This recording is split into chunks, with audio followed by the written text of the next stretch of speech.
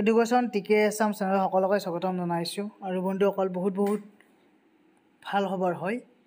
ভাল খবৰটো হৈছে যে মেইন যিটো ছাবজেক্টটো হৈছে transfer of remaining 50% of 4% DA arrear of teachers TET for period from July 23 to November 23 under Samagra Shiksha Assam. মানে যিহেতু DA 4% 2023 চনত জুলাই মাহতে আমাৰ কি হৈছিল বাঢ়িছিল আৰু 50% হৈছে আৰু DAৰ যিখিনি এৰিয়া জুলাইৰ পৰা নৱেম্বৰ মাহৰ সেইখিনি বহুতে লাভ কৰা নাই।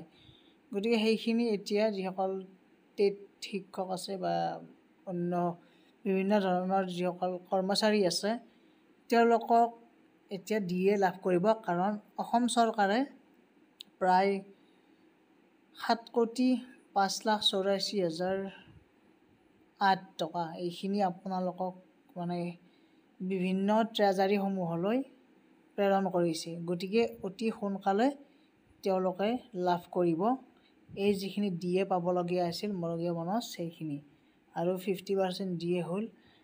আৰু আগন্তুক দিনবোৰত বিভিন্ন এডুকেশ্যন ৰিলেটেডে হওক বা বিভিন্ন ইনফৰমেশ্যন পাবলৈ চেনেলটো ছাবস্ক্ৰাইব কৰি ৰাখক।